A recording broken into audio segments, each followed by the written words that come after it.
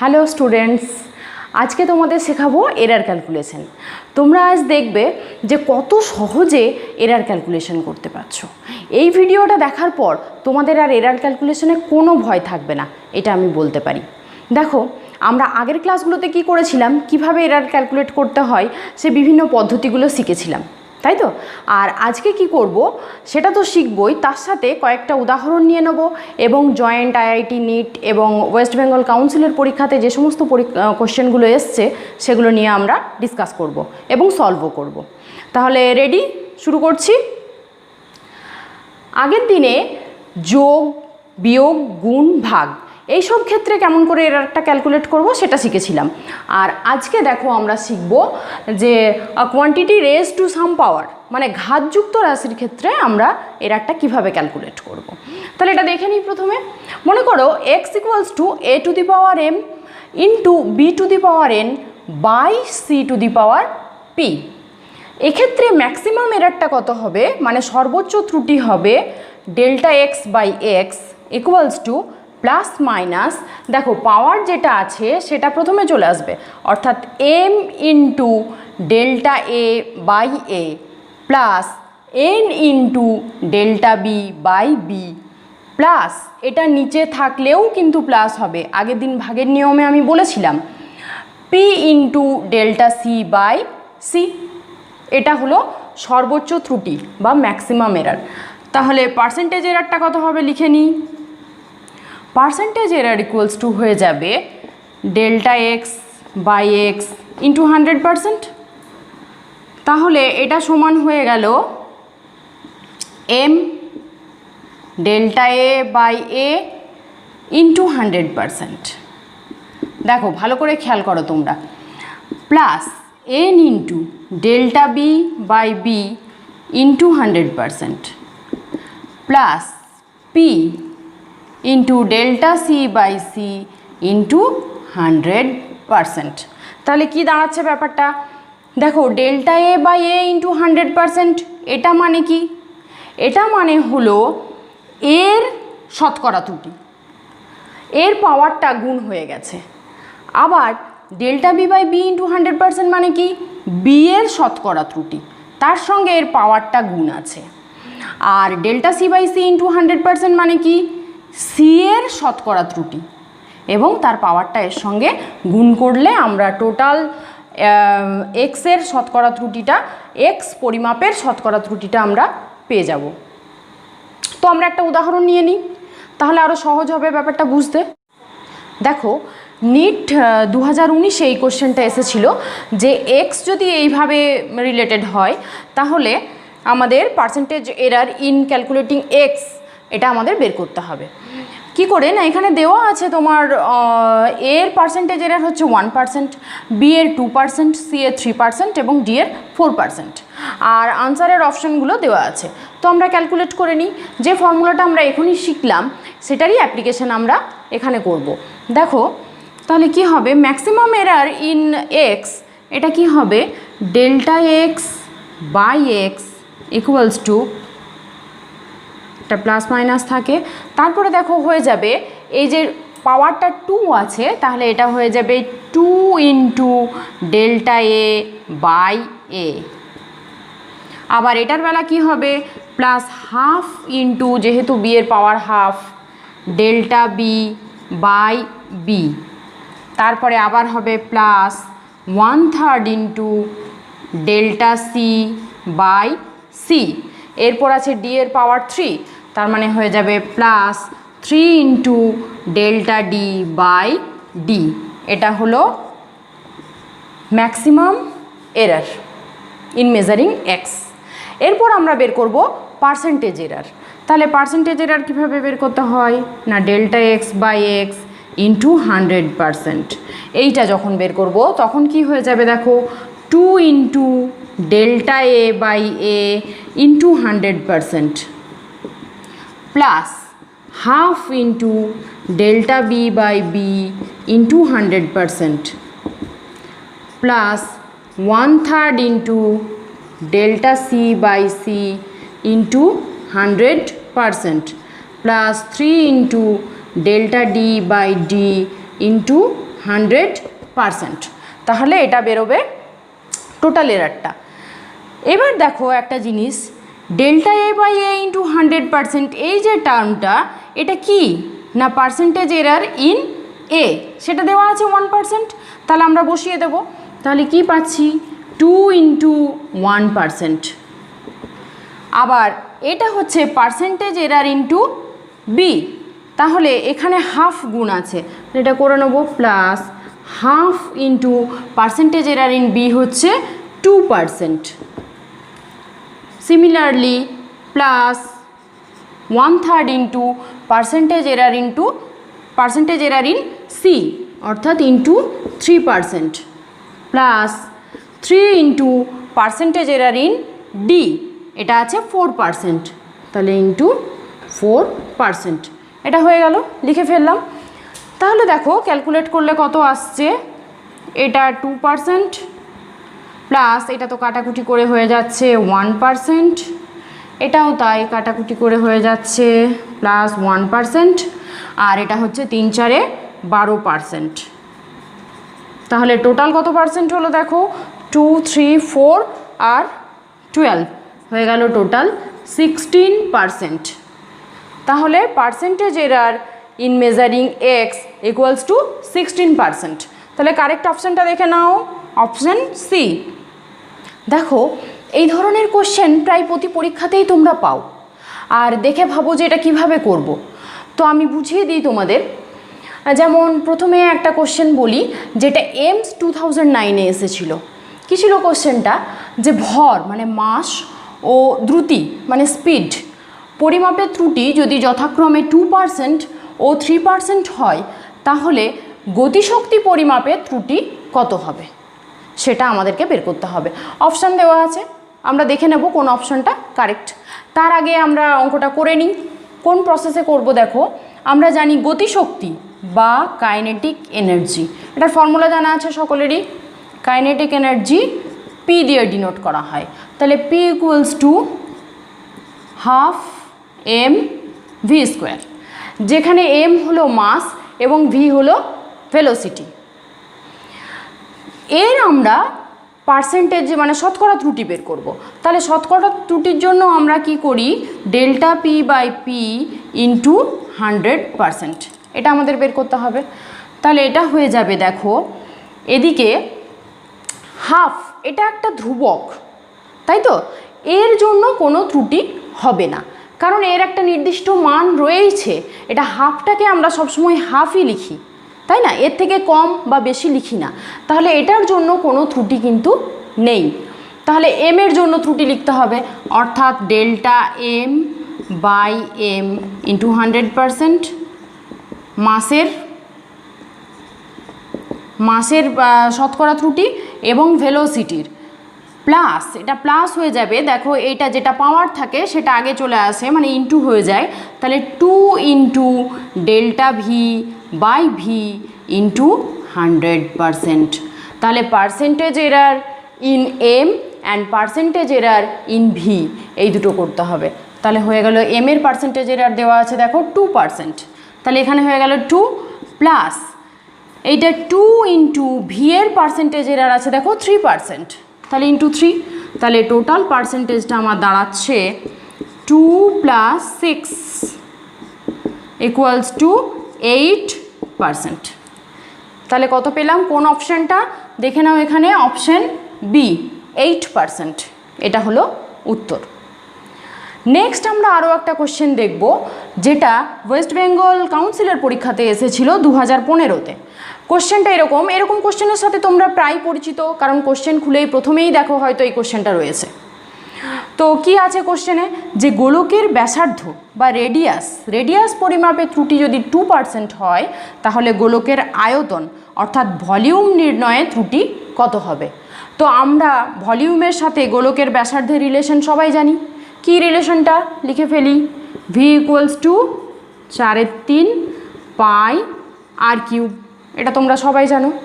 এরপর আমাকে করতে হবে delta V by V into 100%, অর্থাৎ percentage error in calculating V, আয়তন নির্ণয়ের ত্রুটি, সমান কি হবে, দেখো আবার একটা কথা বলি, 4-এর 3টা তো ধ্রুবক, এটার মান 4-এর 3ই থাকবে। এবং পাইটাও কিন্তু একটা ধ্রুবক, পায়ের মানটাও কিন্তু চেঞ্জ হয় না বা আমরা কম বেশি নিতে পারি না, কাজেই এটার জন্য কোনো ত্রুটি আসবে না। তাহলে শুধুমাত্র ত্রুটি আসবে এই আরের জন্য।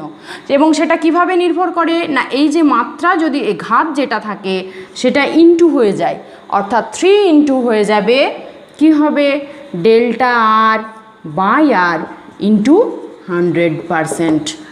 এটা অর্থাৎ রেডিয়াসের পার্সেন্টেজ এরারটা আমাকে বসাতে হবে এবং সেটা 3 টাইমস মাল্টিপ্লাই হবে। তাহলে কি হলো দেখো, 3 ইন্টু 2%, এটা 2% আছে রেডিয়াস নির্ণয়ের ত্রুটিটা, তাহলে হয়ে গেল 6%। অর্থাৎ গোলকের আয়তন নির্ণয়ের ত্রুটি বেরোবে 6%, শতকরা ত্রুটি। হ্যাঁ, আমরা অপশানটা মিলিয়ে নিই। দেখো অপশান বিতে আছে 6%, পেয়ে গেলাম, খুবই সহজ। তাহলে দেখছো তোমরা কত সহজে এরার ক্যালকুলেশন করতে পারছো, বলেছিলাম না খুব সহজ লাগবে। তোমরা এইভাবেই প্র্যাকটিস করে যাবে, দেখবে খুব সহজে তোমরা পারছো। এবার আরেকটা কোশ্চেন আমরা দেখছি যে ওয়েস্ট বেঙ্গল কাউন্সিলের পরীক্ষাতে এসেছিল 2014 সালে। কোশ্চেনটা কি ছিল? কোশ্চেনটা ছিল যে ওহমের সূত্রের সাহায্যে আমরা অজানা রোধের মান বের করব। তার জন্য আমরা ভোল্টেজ পেয়েছি এটা আর কারেন্ট পেয়েছি এটা। তো আমাদের আরের পার্সেন্টেজ এরার কত হবে, অর্থাৎ রেজিস্ট্যান্সের পার্সেন্টেজ এরারটা আমাদেরকে ক্যালকুলেট করতে হবে। তো আমরা ওহমস ল থেকে এটা লিখতে পারি যে resistance R equals to V by I, এটা তোমরা সবাই জানো। এরপর দেখো তাহলে পার্সেন্টেজ এরার ইন আর যদি ক্যালকুলেট করতে যাই তাহলে এটা হবে delta R by R into 100% equals to এটা হয়ে যাবে delta V by V into 100% plus, আমি আগের দিন বলেছিলাম ভাগ থাকলেও এটা প্লাসই হয় এরার ক্যালকুলেশনের ক্ষেত্রে। তাহলে delta I by I into 100%, তাই তো? অর্থাৎ ভোল্টেজের শতকরা ত্রুটি এবং কারেন্টের শতকরা ত্রুটি, এই দুটো আমাদেরকে বসাতে হবে। এখন দেখো তোমাদেরকে বলেছিলাম যদি এরকম থাকে, এটা হয় V plus minus delta V, এটা হচ্ছে I plus minus delta I. তাহলে এখান থেকে আমরা ডেল্টা ভি এবং ভি পেয়ে যাব, বসিয়ে দিই। ডেল্টা ভির ভ্যালুটা কত দেখতে পাচ্ছ 5 আর ভি হচ্ছে 100, তাহলে ইন্টু 100%, এটা হলো ভি এর ত্রুটি।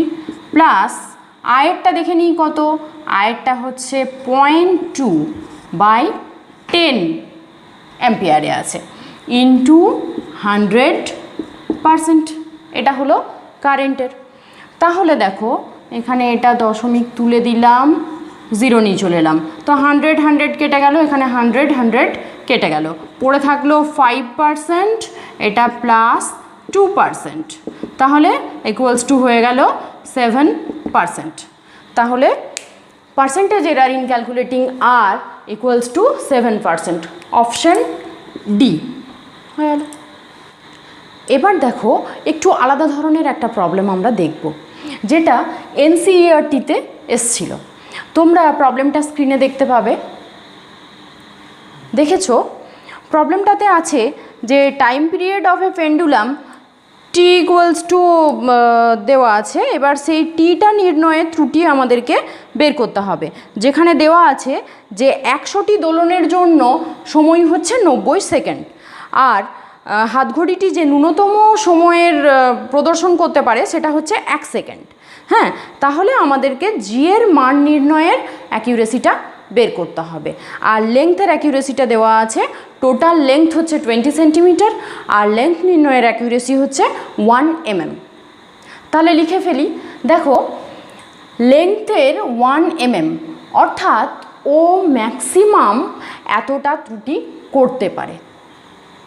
মানে আমরা যখন লেংথ মাপবো তাহলে আমরা ধরো 1.1 এবং 1.2 এই যে ডিফারেন্সটা, এই 0.1 সেন্টিমিটারের ডিফারেন্সের মাঝখানে যদি কোনো ভ্যালু আসে তাহলে সেটা আমরা পাবো না। অর্থাৎ আমরা 1.1 দেখতে পাবো, তারপরে যদি আমরা তার পরেরটা দেখি তো 1.2 দেখতে পাবো, মাঝখানের কোনো ভ্যালু নেই। তাহলে ওর ম্যাক্সিমাম এরার হতে পারে 0.1 সেন্টিমিটার, তাই তো। আর টাইমটার ক্ষেত্রে কি বলা আছে যে টাইমটা 1 সেকেন্ড পর্যন্ত, হাতঘড়িটা ন্যূনতম 1 সেকেন্ড পর্যন্ত সময় প্রদর্শন করতে পারে। অর্থাৎ আমাদেরও টাইমের ক্ষেত্রেও ত্রুটিটা হচ্ছে 1 সেকেন্ডের ম্যাক্সিমাম ত্রুটিটা। তাহলে ব্যাপারটা কীরকম দাঁড়ালো দেখো, যে সময়টা হচ্ছে 100টা অসিলেশনের জন্য। ধরো এটা পেন্ডুলাম দুলছে, এবারে দোলনকালের ক্ষেত্রে কীরকম হয়, ধরো এখান থেকে শুরু করে এখানে গিয়ে আবার এখানে ফিরে আসতে ওর যে সময়, সেটাকে আমরা বলি পর্যায়কাল বা টাইম পিরিয়ড। এটা তোমরা তো পড়বে, পরে আছে। তাহলে সেই টাইম পিরিয়ডের সাথে জি কীভাবে রিলেটেড সেটা আমরা প্রথমে লিখে নেব। এরকমভাবে 100টা অসিলেশন নেওয়া হয়েছে, তার জন্য সময় লেগেছে 90 সেকেন্ড। তাহলে 100টা অসিলেশনের জন্য যদি 90 সেকেন্ড সময় লাগে, একটা অসিলেশনের জন্য কত সময় লেগেছে? 90/100 সেকেন্ড, তাই তো। এই একটা অসিলেশনের জন্য যে সময়টা লাগে সেটাকে বলা হয় টাইম পিরিয়ড, অর্থাৎ t = আমরা এখানে পেয়ে গেলাম। এরপর ডেল্টা টি কী বলছে যে 1 সেকেন্ড ম্যাক্সিমাম ভুল হতে পারে। 1 সেকেন্ড ভুল হতে পারে কটা অসিলেশনের জন্য? না, 100টা অসিলেশনের জন্য। 1 সেকেন্ড ভুল কিন্তু একটা অসিলেশনের জন্য নয়, এটা কিন্তু মনে রাখবে। 100টা অসিলেশনের জন্য ভুল হতে পারে 1 সেকেন্ড, সেই জন্য আমাদের ডেল্টা টিটা হচ্ছে এরকম। বোঝা গেল? তাহলে ডেল্টা টি/টি যখন আমরা করব তখন দেখো এটা আমরা 1/90 পেলাম। এটা ক্যালকুলেশনটা একটু দেখে নাও। ডেল্টা টি/টি সমান এটা হবে, তাহলে ডেল্টা টির ভ্যালুটা হচ্ছে যে টোটাল যে টাইমটা তাতে অসিলেশনটা দিয়ে তাদেরকে ভাগ করতে হচ্ছে। তাহলে আলটিমেট আমরা ডেল্টা টি/টি সমান পাচ্ছি 1/90। এবার আমরা রিলেশনটা লিখে নিই। রিলেশনটা হচ্ছে t = 2π√L/g। Both side square করি, তাহলে t² = 4π² L/g, और g এদিকে নিয়ে চলে এলাম, তাহলে হয়ে গেল 4π² L/t²। এটা পেলাম রিলেশনটা। এবার বের করতে হবে জি এর পার্সেন্টেজ এরার। জি এর পার্সেন্টেজ এরার মানে ডেল্টা g/g × 100%। এটা আমরা ক্যালকুলেট করব। তো দেখো, আগেও বলেছি যে যেটা কনস্ট্যান্ট থাকে তার কোনো এরার হয় না, কারণ এটা আমরা এটাই লিখি, এর থেকে বেশি বা কম লিখতে পারি না। তাহলে এর জন্য কোনো এরার থাকছে না। তাহলে থাকবে লেংথের জন্য এরার। লেংথের জন্য কি থাকবে? না, ডেল্টা L/L × 100%। আর থাকবে টি এর জন্য এরার। তাহলে টি এর জন্য কি, এটা উপরে উঠে যাচ্ছে কিন্তু তাও প্লাস থাকবে, এবং 2টা হয়ে যাবে মাল্টিপ্লাই, এই যে যেটা পাওয়ারে থাকে, ইন্টু হয়ে যাবে ডেল্টা টি/টি × 100%। বোঝা গেল? এবার আমরা ভ্যালুগুলো বসিয়ে দিই। দেখো, ডেল্টা L = হচ্ছে 0.1 সেন্টিমিটার, আর L মানে হচ্ছে 20 সেন্টিমিটার, × 100% প্লাস 2 × ডেল্টা টি/টি হচ্ছে 1/90। তোমরা ভাববে এটা তো 100টা অসিলেশনের জন্য ছিল, তাহলে 100টা কোথায় লিখলাম আমরা? 100টা কোথায় গেল? এই যে বোঝালাম, 100টা অসিলেশনের জন্য তোমার টাইমে ত্রুটিটা হয়েছিল 1 সেকেন্ড, তাহলে একটার জন্য হয়ে যাচ্ছে 1/100। আর টাইম পিরিয়ডটাও ঠিক, টাইম পিরিয়ড কাকে বলে? না, একটা অসিলেশনের জন্য যে সময় লাগে। তাহলে 100টা অসিলেশনের সময় লেগেছিল 90 সেকেন্ড, তাহলে একটা অসিলেশনের সময় লেগেছে এত। এবার এদের রেশিওটা বার করলে হয়ে যাচ্ছে 1/90। আমি আগেও একবার বললাম, তাহলে হয়ে গেল 1/90 × 100%। তাহলে কত পেলাম? এখানে এটা হয়ে গেল, দশমিক তুলে দিলাম, হাফ, আর এটা হয়ে গেল 1/45 × 100%, তাই তো? এটা ক্যালকুলেট করলে আসছে 5 দিয়ে কাটি 45 20, এটা আসছে 0.5, আর এটা প্লাস হয়ে যাবে 2.18 এটা টোটাল এত পার্সেন্ট, তাহলে হয়ে গেল 2.7%। হয়েছে? এইবার দেখো এখানে অপশান দেওয়া ছিল, অপশানগুলো দেখো দেওয়া আছে, অপশানটা দেখতে হবে আমাদের কার কাছাকাছি হচ্ছে। দেখবে একটা অপশান 3% আছে এবং 2%ও আছে, তো এইটা 3%-এর বেশি কাছাকাছি, তাহলে অপশানে যদি এই পার্সেন্টেজটা না থাকে তাহলে তোমরা 3%-এ টিক দেবে। ঠিক আছে স্টুডেন্টস, তোমাদের কেমন লাগলো সেটা অবশ্যই আমাকে জানাবে। যদি কোনো অসুবিধা হয় তোমরা কমেন্ট করবে, আমি উত্তর দেব। আর যদি ভালো লেগে থাকে তাহলে তো অবশ্যই লাইক শেয়ার করবে, আর যারা এখনও সাবস্ক্রাইব করনি তারা অবশ্যই সাবস্ক্রাইব করে নাও, তাহলে পরের ভিডিওগুলো তোমরা পেয়ে যাবে। পরের ভিডিওতে আমার আসবে সিগনিফিক্যান্ট ফিগার বা তাৎপর্যপূর্ণ সংখ্যা। এটাতে দেখেছো তোমরা এই তাৎপর্যপূর্ণ সংখ্যার উপরে প্রতিটা পরীক্ষাতেই প্রায় কোশ্চেন থাকে একটা করে, হয়তো প্রথম কোশ্চেনটাই এটা থাকে, তো তোমরা দেখবে কত সহজে এটা তোমরা শিখে যাবে।